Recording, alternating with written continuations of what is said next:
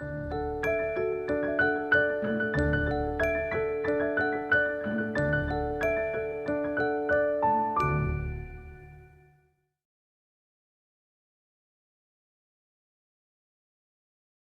thank you very much. It's a great pleasure to be here, and I'm pleased to see that so many people are interested in vitamin D, and really I'm grateful to Rufus for really promoting vitamin D for health for people in the UK, because I think it is a very important issue. So I am going to be talking about vitamin D at the Lightful Vitamin. Hopefully I'll convince you of that by the end of this. Teaching goals will be: how do you diagnose vitamin D deficiency? What vitamin D metabolite do you want to order? And what are the non-calcemic benefits of vitamin D? Now, when Rufus asked me to do this, I was getting a little bit nervous because I realized that I had this varied audience with varied experience. And so how could I give this presentation? This is Cliff Rosen. He's a close friend of mine. He was on the IOM committee, and I will put some perspective, because we did a study with him in terms of what his conclusion is, but what in fact was published by him and us. So the Institute of Medicine met for 2 years, reviewed over 1,000 manuscripts, and came up with these recommendations. And these recommendations were basically made based on randomized controlled trials, which is what they consider to be the gold standard. And again, we'll put some perspective for this as well. People worry about who supports you. I get support from NIH and the UV Foundation, and I get a variety of companies that I consult for as well. But much to the dismay of the dermatology community, I also get support from the Sun. And for those that are interested, you can go to this website, drholick.com, for more information. Now, I've been talking about vitamin D for more than 30 years, and I tell you what, usually the audience would be like 1 or 2 people, because people could not think of a more boring subject than vitamin D. Found in cod liver oil, prevents rickets in kids. We don't see rickets commonly. We're not thinking about vitamin D deficiency. I don't know what she's thinking about, but what you should be thinking about: who is at risk? And I hope to convince you by the end of this that everyone is. He's worried about global warming, but you should worry about what is the big deal about vitamin D deficiency. Because really, rickets is the tip of the iceberg, because of painful bone disease, which I'll talk about more in a minute, diabetes, multiple sclerosis, rheumatoid arthritis, infectious diseases, hypertension, heart disease, common cancers have all been associated with vitamin D deficiency. Now, you may wonder what I was smoking last night, but there's actually good science to back up all of these. In fact, Discover magazine in 2007, of the top 100 medical breakthroughs, number 8 came in: can vitamin D save your life? Time magazine in the same year picked it up and considered it more benefits of vitamin D, 10 biggest medical breakthroughs. So if you really want to impress your kids with what you do, though, you don't publish in Nature and Science. No. Fitness magazine, they had a 2-page spread on vitamin D. And if you want to get your teenagers' attention and impress them with what you're doing, there's only one place to publish: Teen Vogue. And in Teen Vogue was Sunny D. But what's the message here? This is the message. The docs actually haven't been getting it. It's been the lay press and the public. And often the patient will go to the physician, request a vitamin D level, a 25-hydroxy vitamin D level. The doc refuses. Patient persists. Doc finally gives in. Doc finds that, in fact, the patient's vitamin D deficient, and now orders on all their patients. Now the doc's got religion. In the United States, the assay for 25-hydroxy D is the most ordered assay. And if you can believe it, I just got back from Australia. 1 in 9 Australians now get a blood level of 25-hydroxy vitamin D. $80 million a year is being spent just on that assay alone. More than 40% of Australians are vitamin D deficient. So vitamin D is the sunshine vitamin. So whether you're amphibian, reptile, avian species, lower primate, we've always depended on sun for our vitamin D requirement. In fact, our skin pigment is perfectly designed for our environment. Now, I wondered about these dark-haired Neanderthals, how they could have survived in a northern European climate. And it turns out that their DNA has revealed that they were red-headed Celtic. In fact, the driver for evolution, for hypopigmentation, for why most of you have very little pigment is this a simple reason. Here is a pelvis of a normal female. This is a pelvis of a female that had rickets in utero and in the first few months of life. She would have had a difficult, if not impossible, time with childbirthing. So within a few generations, pigmentation had to have devolved in order for them to have made enough vitamin D.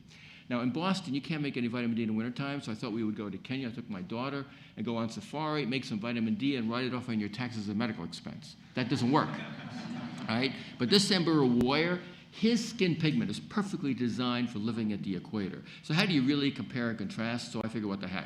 There's no question that my gene pigment devolved in order for me to make enough vitamin D. So sunlight exudes energy. How do you make it? It's the precursor of cholesterol in your skin, absorbs ultraviolet radiation, ultimately converting it to vitamin D. But one thing you never have to worry about is you will never become intoxicated with vitamin D from sun exposure, because any excess sun exposure destroys any excess vitamin D in your skin. But it is true, because I'm always asked the question, if you take vitamin D orally compared to exposure to sunlight, is there any difference? There is. The blood level of vitamin D lasts 2 to 3 times longer if you're exposed to sunlight. For humans, the story begins with the Industrial Revolution. These kids in these alleyways in Glasgow, Scotland, developed classic rickets, growth retardation, and skeletal abnormalities. So you realize that now I'm interested in the history of rickets, and I want to get my hands on the earliest prints of Holchinski. So where do you go? National Library didn't have them, or Harvard Library didn't have them, no. But eBay had them, and on eBay, I got the earliest pictures of kids being irradiated. And here is an X-ray, October 1st, 1918. No mineralization of the hand bones and poor epiphyseal plates. Ultraviolet radiation, twice a week for 6 weeks. Marked mineralization of the carpals, restoration of the epiphyseal plates.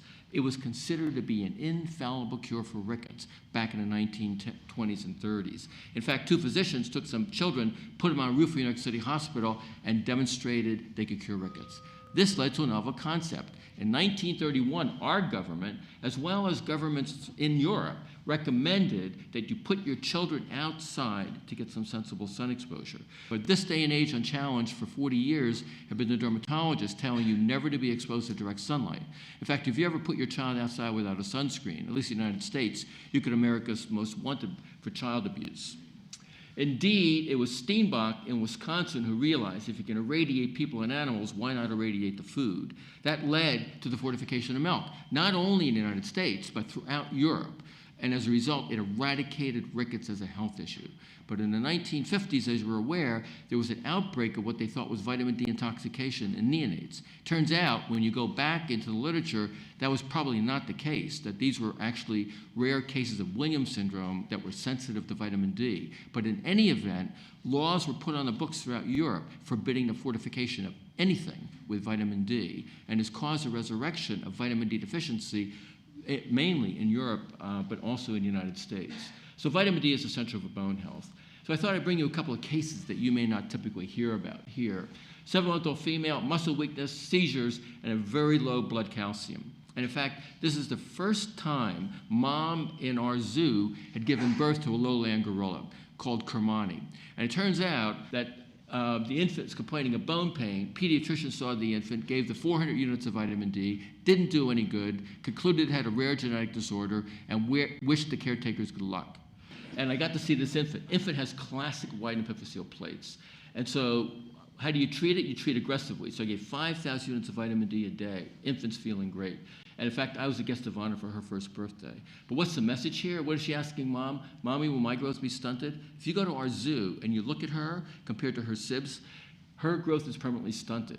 We estimate in the United States, and probably Europe as well, more than 50% of children are born in a vitamin D deficient or insufficient state. In 1889 in Boston, just very much like in Europe, rickets was incredibly common. More than 80% of children had this disease. Is it a problem today? You better believe it. And indeed, we see about a dozen cases a year, principally children of color. Why? There's this naive concept out there that human breast milk will provide the infant with all of his nutritional requirement. It does not. There's essentially no vitamin D in human breast milk. And so, indeed, if you give your infant sole source, that infant will be D deficient for that period of time. There's only about 25 units in a liter. I don't know what Christina here is thinking about, but I tell you what she should be thinking about. Is she at risk? In fact, we wondered about this, and so I went to our neonatologist. I said, I think your pregnant women are vitamin D deficient. The response was instantaneous. She said, Holick, that's all you're ever thinking about is vitamin D, right? Because our women are taking a prenatal vitamin. They're drinking 2 glasses of milk fortified with vitamin D a day. They can't be vitamin D deficient. So I wound up getting 40 mother-infant pairs, and we measured their vitamin D status at the time they gave birth. Sure enough, taking a multivitamin, drinking 2 glasses of milk a day, 600 units a day, which is what the Institute of Medicine recommends right now for all pregnant women. 76% of moms, 81% of newborns at the time that they gave birth were vitamin D deficient, again, based on the Institute of Medicine's 50 nanomole per liter or 20 nanogram per ml. We're all vitamin D deficient. We went on to show that preeclampsia is associated with vitamin D deficiency. And these are children born in Glasgow, Scotland, by Murdoch Cameron. How? By C-section. Because C-section became popular because women had a deformed pelvis, a difficult time with childbirthing. And so we asked a question, because we also know vitamin D is critically important for muscle function, which is, of course, important for birthing. And we looked at 400 moms giving birth at our hospital and related whether they required a C-section to their vitamin D status, and showed a 400% reduced risk if they simply were vitamin D sufficient at the time that they gave birth. I don't know what Christina here is thinking about, but we're now telling all pregnant women, on top of their prenatal vitamin and taking calcium and vitamin D, they should be taking 1,000 to 2,000 units supplement a day. I think that this tells us evolutionarily how much vitamin D we all need. This is a very nice study by Bruce Hollis and Carol Wagner, where they continue to increase the vitamin D intake in lactating women, asking the question, how much vitamin D do you need to give a lactating woman to satisfy her infant's requirement by putting enough vitamin D in her milk? The answer is 4,000 to 6,000 units a day. Now, you've been taught 100 units or 200 units is all that you need. No. We've probably been off by a factor of 10 for the amount of vitamin D we all require, because our hunter-gatherer forefathers were outside every day making thousands of units of vitamin D a day. Pediatricians have been paranoid about vitamin D intoxication in children, and only recently in the United States, the American Academy of Pediatrics now recommends all children should be getting 400 units of vitamin D a day from the time they are born.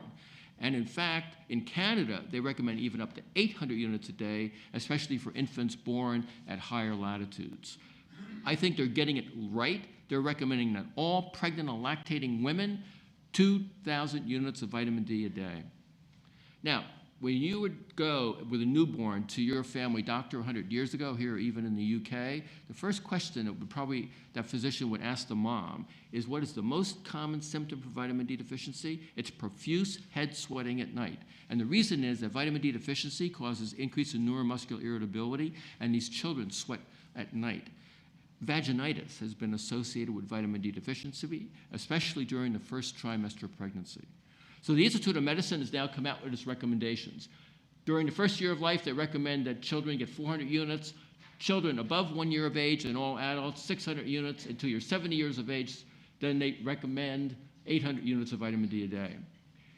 But they also conclude this: no need to increase intake for pregnant and lactating women. I think that's a big mistake. Our data are clear on this. 600 units of vitamin D a day will keep a pregnant and lactating woman deficient. Case 2, 1-year-old female, muscle weakness, bony deformities, failures. I don't know if you've heard of this. It's called the Jurassic syndrome. In fact, it's 750,000 young at risk. Now, for those nutrition in the audience, realize lettuce or crickets is not a healthy diet. It's not because of people eating crickets, it's because of iguanas. Because of Jurassic Park, kids want to have a pet dinosaur. What better animal to have than a pet iguana? Well, iguanas are like human beings. They're vertebrates. They need a source of calcium and vitamin D. But they also are herbivores. They love lettuce. 750,000 are importing the United States every year. They're given a steady diet of lettuce. They have no calcium or vitamin D. They wind up with osteoporosis and osteomalacia.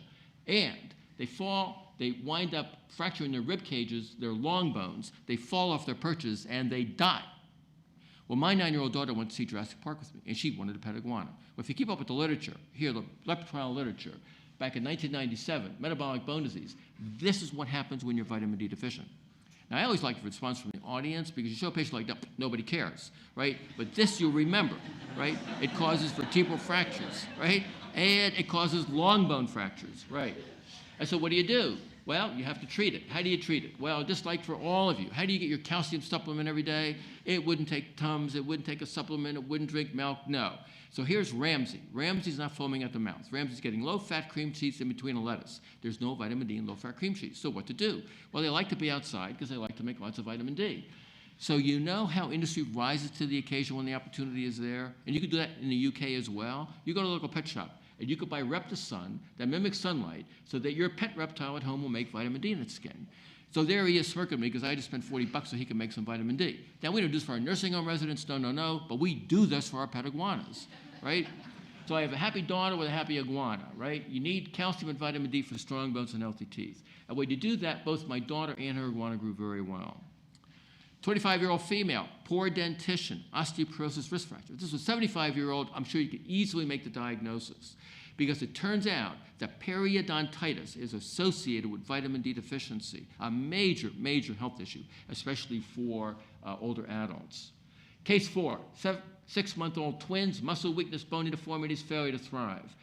I don't know if there are any radiologists in the audience, if you could recognize this animal, but it was a major PR problem in Denver because twin polar bears were born to mom. They could not move. We knew vitamin D deficiency is associated with muscle weakness, and indeed, I was called in as a consultant. We gave these infants some vitamin D, tender love and care, and they're doing great.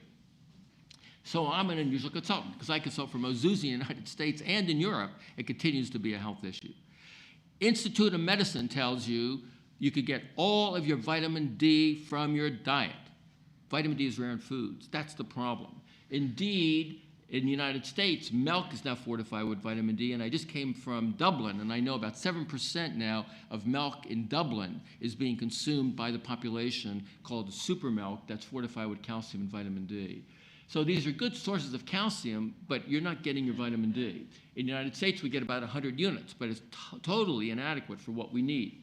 Why is it carrying this? Because if you sun-dry mushrooms, and the United States now and in Australia, they realize this is a great way to promote mushroom eating. If you irradiate them with ultraviolet light, they make vitamin D. They're a great source of vitamin D. So in the United States now and Australia, you go to your produce section and you can get UV irradiated mushrooms. But back in the 40s and 50s, right, the kids used to line up, right, for cod liver oil because it tasted so good, right? We don't do this anymore. It comes in tablet, it comes in oil, and it comes in emulsion. And you realize by now that I'm a controversial on my stance on sensible sun exposure, so I'm always interviewed by the press, but then they'll talk to dermatologists. And they say, don't listen to this guy Holick, eat more fish. Well, how much of this stuff do you have to eat? I'll tell you what, it's not a pretty sight. In fact, we went to Guatemala and we went sail fishing, catch and release program. They don't have any. I'll tell you what, nor do roosterfish. No. It turns out it's oily fish only. So cod does not have vitamin D. So you say you eat a lot of fish, it has to be oily fish, salmon, mackerel, herring. In fact, how much do you have to eat? You have to eat it every day. There's only 500 to 1,000 units. But if you're getting farmed fish, it turns out that they essentially have no vitamin D. This is where you get your vitamin D from. Believe it or not, still, it's casual or not so casual exposure to sunlight. Provides most of us with our vitamin D requirement. Out there feeling great, making lots of vitamin D. What about in the wintertime? So I reviewed the literature.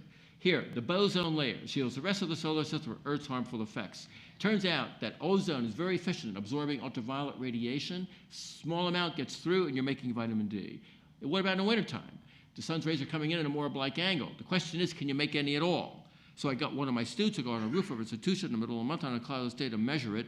There he is dutifully doing as I asked. And sure enough, in Boston, you could not make any vitamin D from November through February, right? Well, my colleague said, you know, we need evidence-based medicine these days. How like this test tubes up on the roof doesn't cut it. So what to do? So I asked my students, you go on the roof to prove to people you can't make any vitamin D in your skin in the wintertime. After a lot of hemming and hawing, I finally got a volunteer. I'll tell you what, you make no vitamin D in the winter in Boston, all right? But I'll tell you what, if you're like my daughter up in Vermont, you go down to Miami, you can make it year-round. But guess at what latitude? You can't make any vitamin D in your skin. Above Atlanta, Georgia. So you think you're going down to Spain, for example, or Portugal in the wintertime to get some sun and some vitamin D, you make no vitamin D. In fact, in London, right, you will not make any vitamin D from about October through April. You've been taught this. Go out in the sun in the early morning and late afternoon, right? It's less damaging to your skin, and also you're making vitamin D. It turns out it's great for romance, but you only make vitamin D from 10 a.m. to 3 p.m. In fact, early morning and late afternoon is the worst time to go out, believe it or not, because you're getting blasted with UVA radiation. You make no vitamin D. You're increasing skin wrinkling and increasing risk for melanoma. This is what we've been taught about the sun. Excessive exposure will damage your skin, no question about it. It increases risk of non-melanoma skin cancer. Easy to detect, easy to treat, right? People worry these days, of course, about wrinkling, right? And they have now an evolution thinking about beachwear. The two-piece in the 50s, 70s was the one-piece, and new millennium was lots of sunscreen, a lot of clothing. So we asked the question, if you put a sunscreen on with an SPF of 30, how much does it reduce your ability to make vitamin D in your skin by? 99%. right? It's not rocket science. You're exposed to sunlight, making vitamin D. SPF of 30 is supposed to absorb 99%. As a result, you make about 1% vitamin D in your skin. 90 to 95% of your vitamin D is still coming from exposure to sunlight. How much? You never want to burn. You can't look like this. Coming from New England, of course, you can't look like that.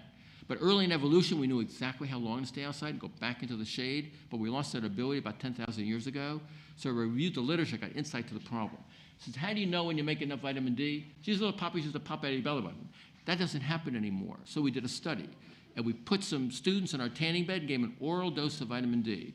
So if you're out on a beach in a bathing suit and get a light pinkness to your skin 24 hours later, do you know what that's equivalent to ingesting? About 20,000 units of vitamin D. So now you can understand why our hunter-gatherer forefathers outside every day were making thousands of units of vitamin D a day. Our bodies adapted to that requirement. So a couple of hundred units or 400 units in a multivitamin doesn't cut it. It's inadequate to satisfy your requirement. Does sunlight provide you with your vitamin D requirement? It does not matter what your ethnicity. The peak blood levels are always at the end of the summer, and the lowest is always at the end of the winter. Now, he's worried, of course, about aging. In fact, we had shown many years ago a 70-year-old has a 75% reduction in making vitamin D. So he's wondering, can you make any at all? So we did a study. We took some old biddies, wheeled them out on a veranda, and exposed them to sunlight. And sure enough, we could show very nicely even elderly have a capacity to make vitamin D in their skin.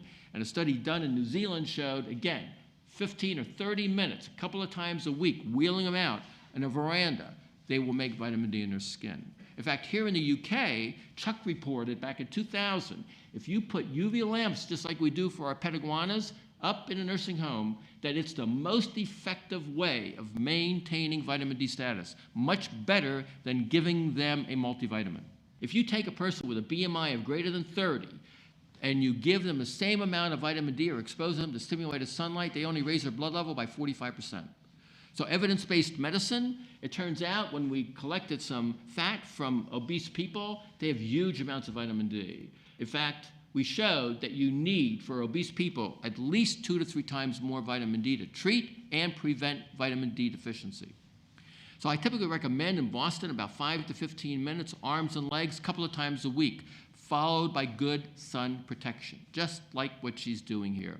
Now, I don't know what he's thinking about, but I tell you what he should have been thinking about. He should have worried about his skin pigment making enough vitamin D. In fact, we showed that Caucasian and African American students exposed to the same amount of stimulated sunlight, African Americans couldn't budge their blood level. 60-fold increase in our white students. They needed 5 to 10 times the exposure to barely raise their blood levels of vitamin D. And that's why Morgan should be concerned. We know people of color are at especially high risk of vitamin D deficiency. We know people of color are at higher risk for having hypertension, heart disease, type 2 diabetes, common cancers. We think that they're associated with their vitamin D deficiency. How do you know your vitamin D status? Well, what you want to measure, of course, is the major circulating form, 25-hydroxyvitamin D. Don't order the active form of vitamin D. It tells you nothing about vitamin D status. So it's the barometer for vitamin D status. Back before 1997, they used to suggest that all you needed was no more than about 25 nanomoles per liter, or 10 nanograms per ml. But actually, docs only care about is it H, is it N, or is it L? So typically, at the end of the summer, I would get frantic phone calls because the upper limit of about 125 nanomoles per liter, right, if it was above that, they worried if you were in vitamin D intoxicated. I point out to my colleagues, I see a lot of lifeguards in my clinic, right, not so much the Baywatch babes. They're well over 100, which is about 250 nanomoles per liter. Are they vitamin D intoxicated? I don't think so. No. You don't even have to begin to worry about vitamin D intoxication if you're over 150 nanograms per ml, right, which is well over 375 nanomoles per liter. We did a study back in 1998, and what we did was we took that lower limit that everybody thought, about 10 nanograms per ml or 25 nanomoles per liter, and we gave them vitamin D and looked at their parathyroid hormone level and showed that we could show a substantial increase in their 25-hydroxyvitamin D level, but more importantly, the PTH levels continued to decline until they got to about 50 nanomoles per liter or 20 nanograms per ml. So overnight in 1998, when we published a study in Lancet, vitamin D deficiency increased from 25 to 50 nanomoles per liter. So is that enough? Well, it turns out that the PTH levels plateau at around 30 to 40 nanograms per ml, or about 75 to 100 nanomoles per liter. But apparently, especially the Europeans, and here Dr. Roger Bouillon is one of the world's experts coming from Belgium, he said, but there's too much scatter. So we looked at over 100,000 assays performed by Quest and reported this at the endocrine meetings last year. And if you take into account age and sex and break it down, all of a sudden, these plateaus are now very tight. We know that most people need at least 75 nanomoles per liter to maintain their PTH levels in what we consider to be a healthy range. Bob Heaney showed if you increase your vitamin D status, you will increase the efficiency of intestinal calcium transport if you're over 75 nanomoles per liter. And so I like everybody to be at least 75, and certainly up to about 150 to 200 nanomoles per liter is perfectly safe and fine. Bone mineralization defect and vitamin D deficiency, histomorphometric analysis. The Institute of Medicine used this report as a major reason for saying 15 nanomoles per liter is adequate, because this was a study done in Germany. These are motor vehicle accident victims. And what they did was they did bone biopsies and looked to see if they had osteomalacia. And they concluded that you needed 75 nanomoles per liter to have no pathology. Okay. This is the typical normal, and this is osteomalacia. This light pink stuff means that you lay down your collagen, but you can't mineralize it. So that is a sign of vitamin D deficiency. So it turns out that the Institute of Medicine said 97.5% of these people, greater than 50 nanomoles per liter, you don't have to worry about it.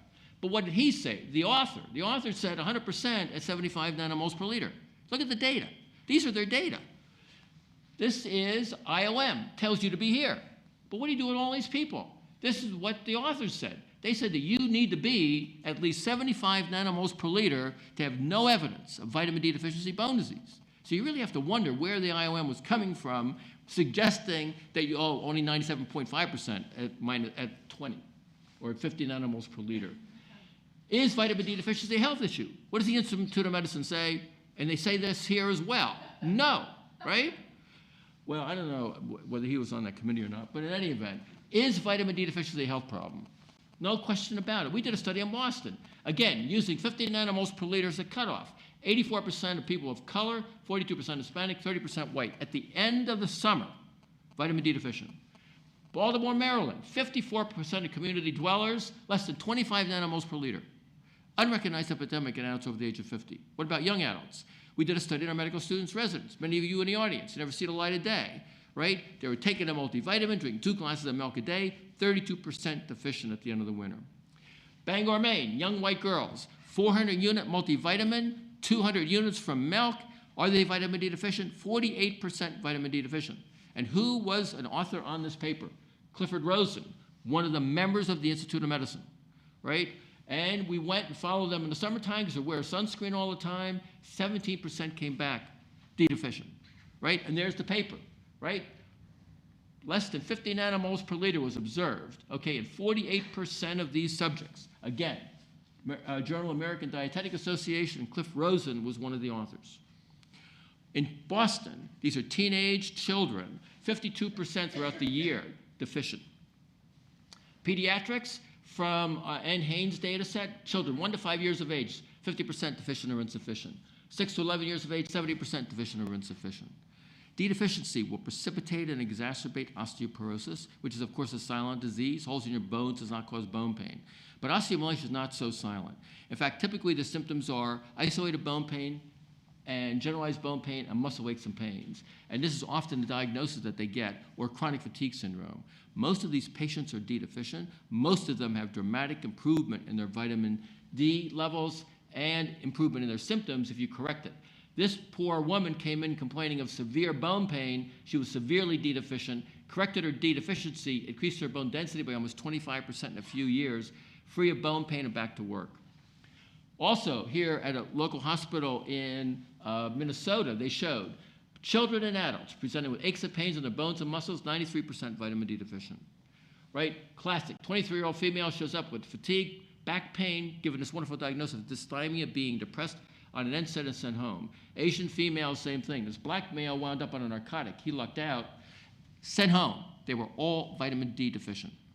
Right? Why do you get pain when you get osteomalacia? We've all learned this. It's called the Jello phenomenon. Collagen matrix that gives rise to your bones. Right? If you take it, it swells. That's what happens underneath your periosteal covering, heavily innervated with sensory fibers. Patients complain of throbbing, aching bone pain. You press on their bone, they wince in pain, you think it's a trigger point. No, it's classic osteomalacia. And so what I typically do is recommend pressing with thumb or forefinger on sternum or anterior tibia. If you wince in pain, I tell you, you probably got osteomalacic bone pain. 78-year-old male shows up with muscle fasciculations, positive EMG, nerve conduction study for ALS. All symptoms resolved, correcting his vitamin D deficiency. It's well known that motor neuron weakness and muscle atrophy that looks like motor neuron disease is improved with vitamin D supplementation. He's constantly complaining to his dog about aches and pains in his bones and muscles. Dog's fed up with him and told him, stupid, you're vitamin D deficient.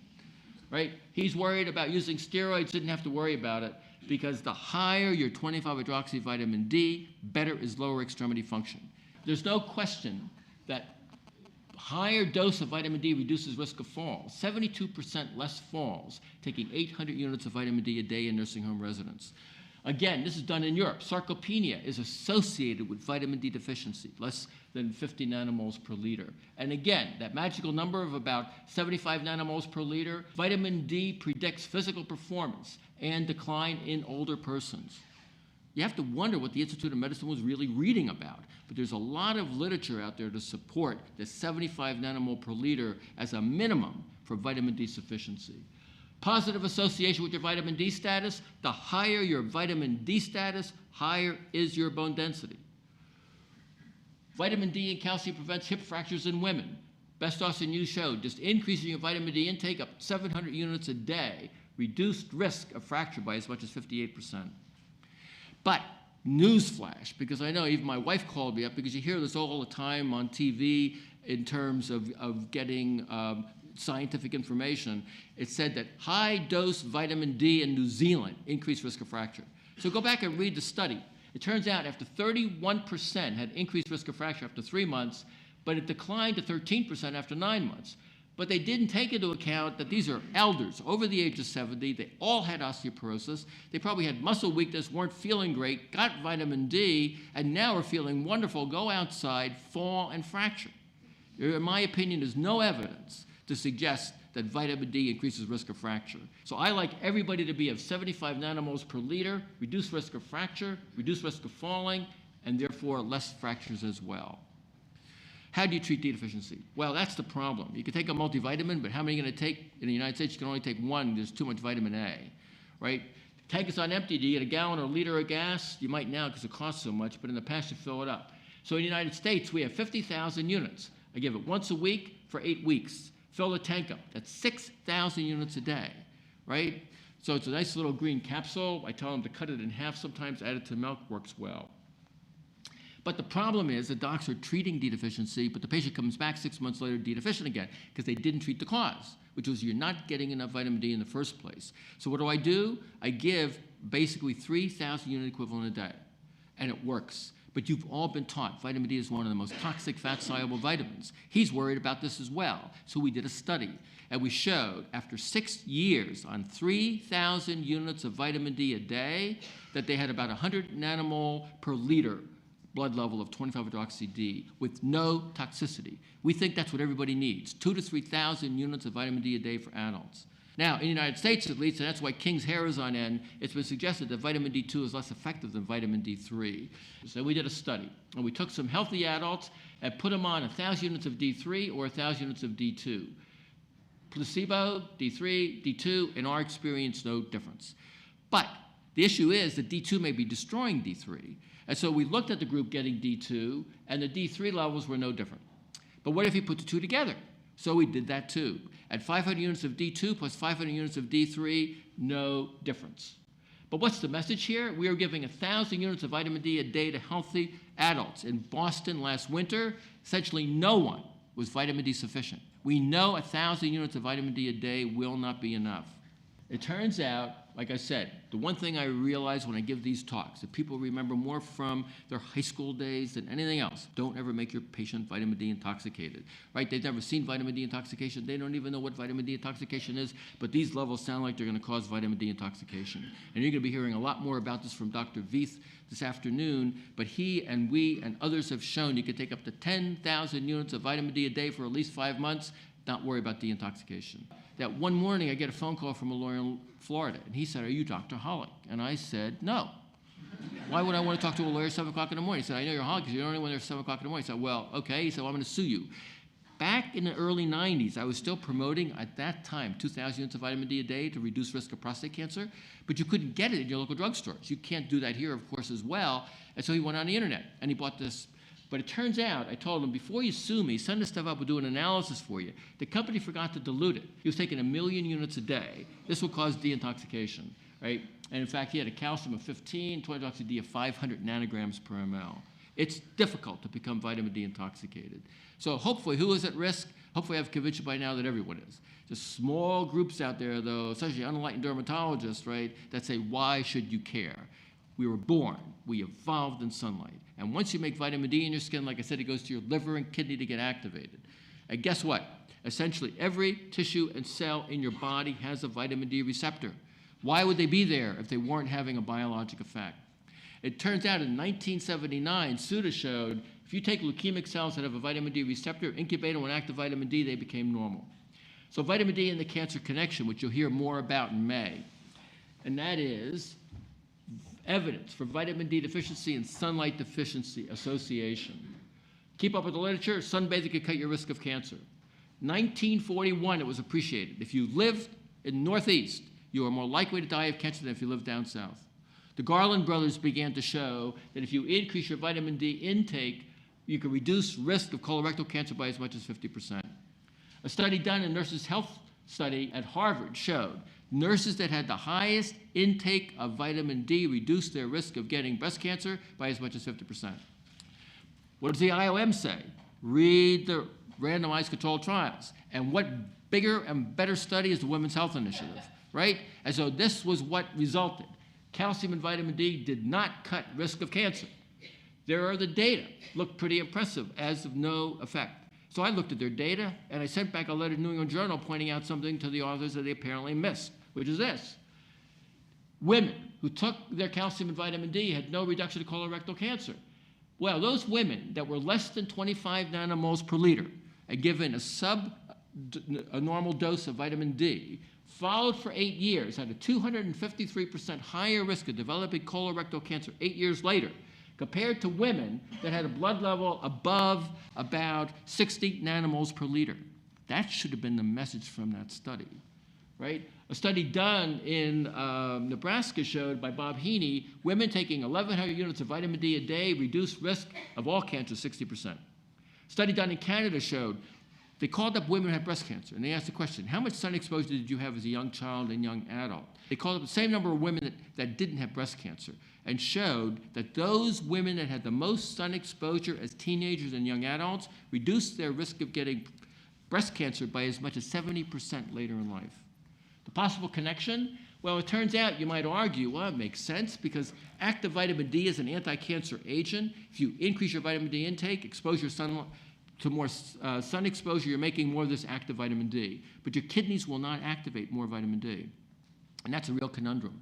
And so it turns out that we and others, Gary Schwartz and David Feldman, among others, and Dan Bickley showed that many tissues and cells in your body activate vitamin D locally. And it's estimated up to 2,000 genes in your body are directly or indirectly regulated by vitamin D. What about the immune system? We've always known activated macrophages activate vitamin D. Have you ever wondered why? All right, it turns out back in the 1840s, cod liver oil was used to treat TB. Vitamin D protects against TB. So in 2006, Maudlin and Adams reported, you infect an immune cell, the macrophage with TB, toll-like receptors get turned on, vitamin D receptors turned on, and then the enzyme to activate vitamin D is turned on. To tell the cell to make a thalassicidin, it's a defensive protein that specifically kills infective agents.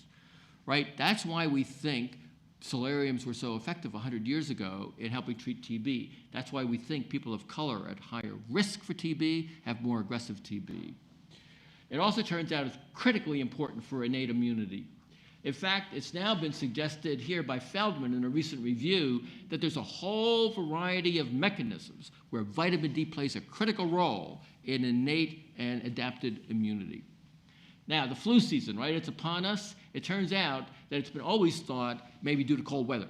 Well, flu virus does not get activated by cold weather. And so it was suggested by Edgar Hope Simpson that there was a seasonal stimulus. And it's curious, at the peak time of your flu season is at the time when your blood levels of 25-hydroxyvitamin D are at their lowest. And so a study was done by another member of the Institute of Medicine. He had given postmenopausal women 2,000 units of vitamin D a day, followed for 1 year, and showed 90% reduced risk of upper respiratory tract infections. Also, 25-hydroxy-D above 38 nanograms per ml over up to 100 nanomoles per liter, right? Twofold reduced risk of viral respiratory tract infections in healthy adults.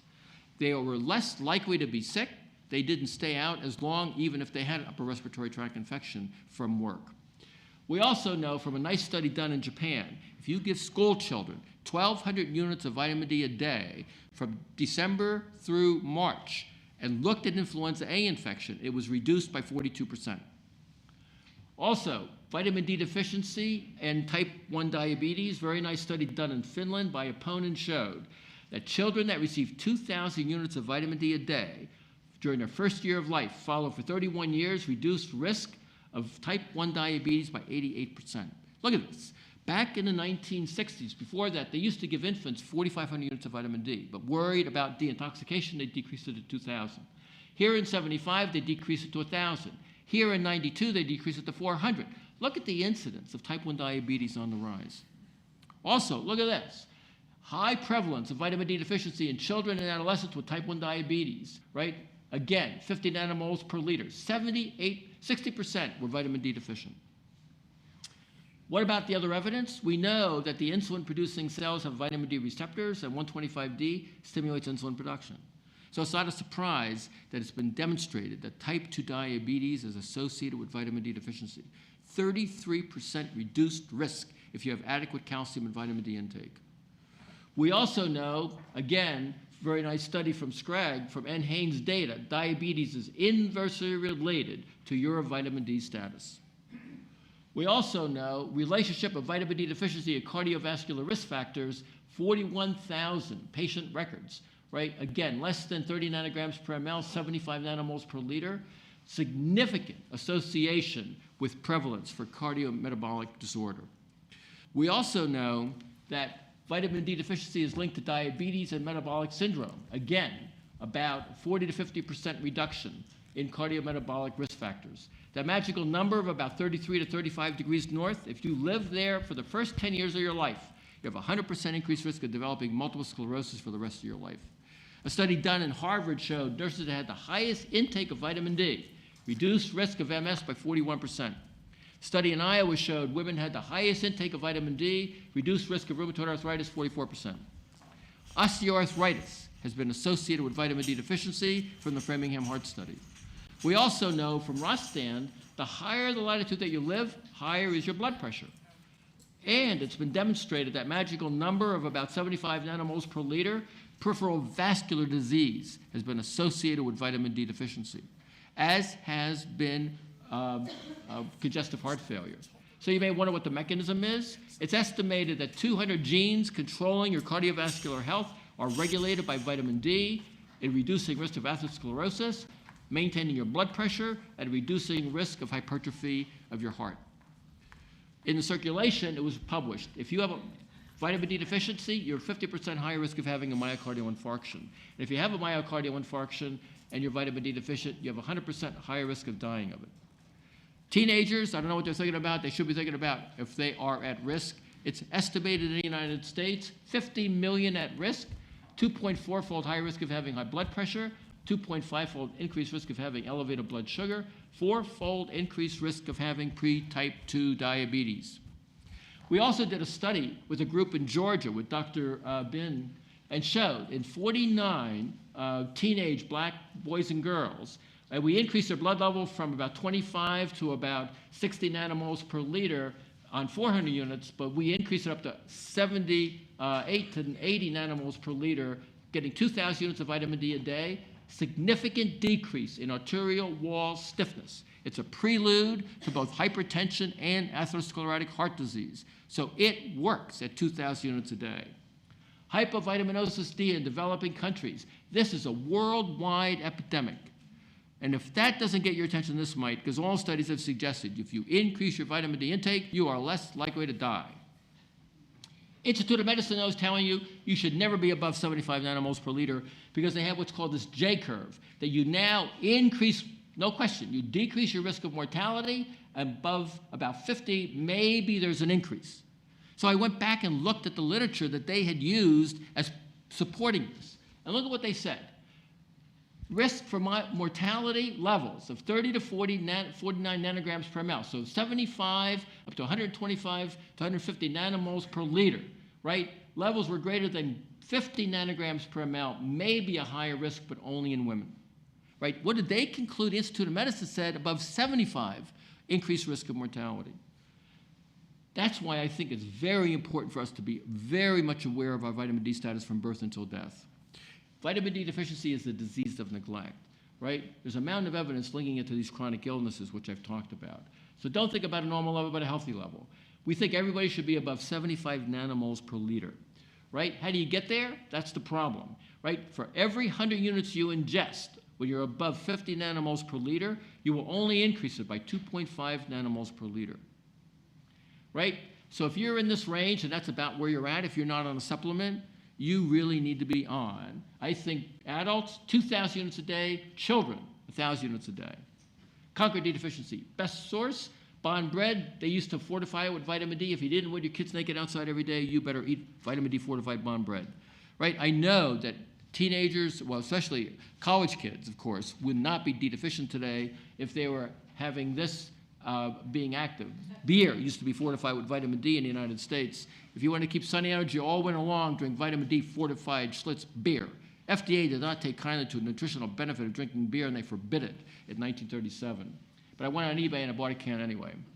Look, Johnny, a Spanish sunshine playing it, New Yorker, 1953, and get your vitamin D, right? So you realize we're not a proponent of sensible sun exposure. So how do you get the message out to the public? So I naively thought, write a book back in 2004.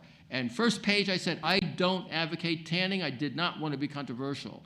And I also point out, no question, excessive exposure to sunlight increases non-melanoma skin cancer risk. But everybody worries these days about melanoma. That's why you're avoiding the sun, right? Guess what? Did you know that most melanomas occur on the least sun-exposed areas? And guess what? Occupational sun exposure decreases your risk for melanoma. That's not what the dermatologists tell you, right? And there are the data. This is what's happened to our sun. It's been demonized for more than 40 years unchallenged, right? Indeed, the slip, slap, slop message in Australia, like I said, 40% of Australians are D deficient. There was just a paper that just came out. Most pregnant women in Australia are now found to be vitamin D deficient, right? Who is this? This is an Australian dermatologist out on vacation at the end of the summer. And guess what they did? They measured their vitamin D status. 87% were less than 50 nanomoles per liter. Right. Vitamin D deficiency has been associated with dementia, right? And indeed, it's been associated with schizophrenia, dementia, and depression. And indeed, data show risk for cognitive decline, marked effect if you're less than about 25 nanomoles per liter. Relative risk, 31%. And the American Academy of Dermatology continues to recommend, and most dermatologists in Europe continue to recommend, you should never be exposed to one direct ray of sunlight for your entire life. You could get it from your diet. You cannot get it from your diet, right? That's what you've been told. You could get it from a healthy diet. You cannot get it from your diet, right? If you are not taking 1,000 units for your children, 2,000 for yourselves, I guarantee you that if you were to measure your vitamin D status, you would find that you were vitamin D deficient or insufficient. I'm always asked, what do? I like to cycle, sunscreen on face, but not on arms and legs. And I, like all my family members, take about 3,000 units a day, blood level about 125 nanomoles per liter. Vitamin D deficiency is probably the most common medical condition in the world. I just came back from Dubai, 90% deficient. Came back from Thailand, from Indonesia. D deficiency is widespread because people are avoiding the sun. There is no vitamin D in the diet. Where are you getting it from? There is no other place.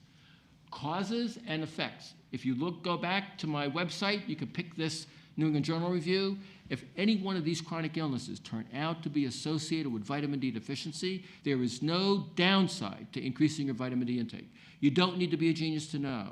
We need vitamin D supplementation and sunlight recommendations. This is not a hypothesis, right? I just wrote recently the vitamin D solution that came out that you can get on Amazon.com. Again, Institute of Medicine recommends 400 for children under the age of 1, 600 children and all adults. Until you get to be 70 years of age, 800 units. Safe upper limit, they've now doubled the upper limit from 2,000 to 4,000 for most children and adults. So even the Institute of Medicine now recognizes vitamin D is not toxic as we once thought. I think easily we should be giving infants at least 600 to 1,000 units a day. Children should be getting 1,000 up to 2,000 units is perfectly fine, especially if they're obese. And adults, teenagers and adults, at least 1,500 to 2,000 units a day. If you're obese, 2 to 3 times more vitamin D. Upper limit, I think easily, the data show, neonates can take 2,000 units a day. Children can easily take 5,000 units a day. And adults can easily take 10,000 units a day for a significant period of time without becoming intoxicated. Don't recommend these levels, but certainly vitamin D is much less toxic than we once thought. Thank you for your kind attention.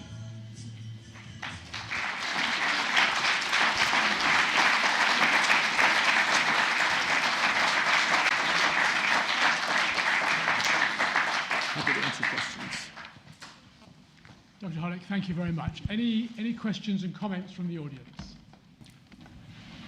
Century, Glasgow, and the onset of rickets and so on, is the urbanization. We're seeing Africa and China urbanizing at an astronomical rate, and nobody's reiterating the message that the urban life is the main cause of vitamin D deficiency, and even using the 15-minute coffee breaks during the day, but in the places where there's plenty of sunshine, should be just the simplest solution, but the public health should be getting out, rather than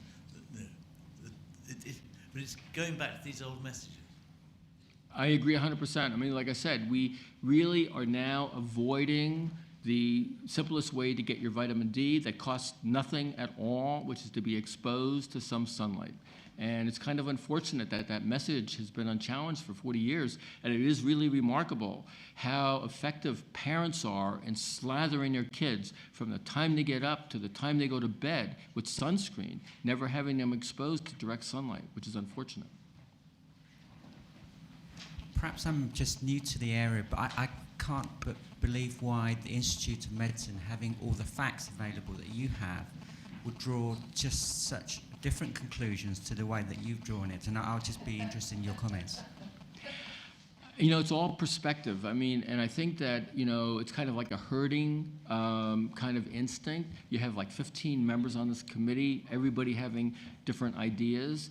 And I guess that what they were concerned about was that they were making recommendations for the population at large, not thinking about all of the other health consequences, and they dismissed all of the other health benefits of vitamin D. I think that that was the major issue.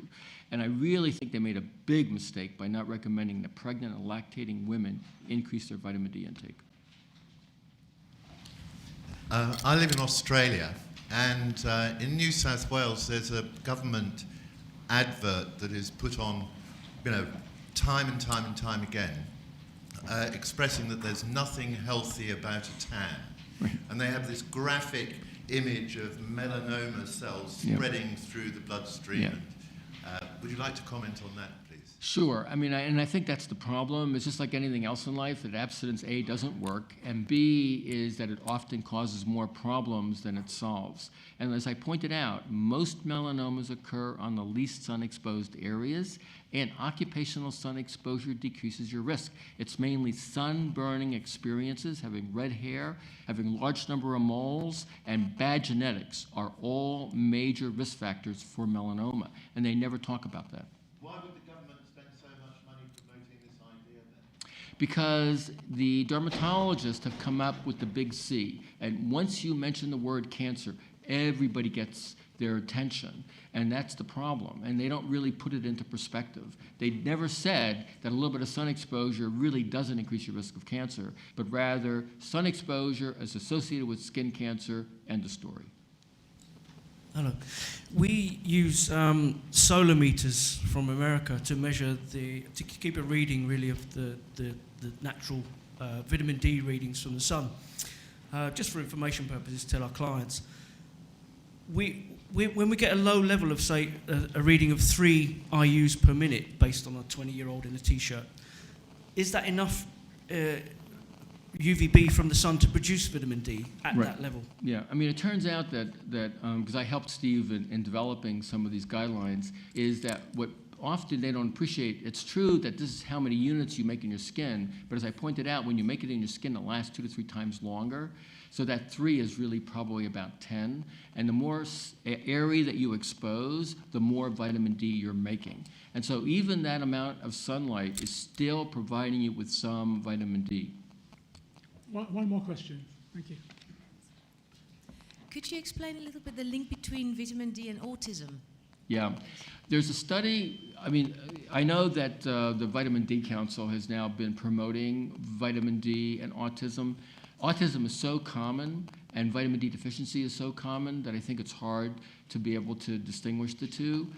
There's no question that autistic children should be getting more vitamin D. They're likely to be feeling better because they may not be outside as much.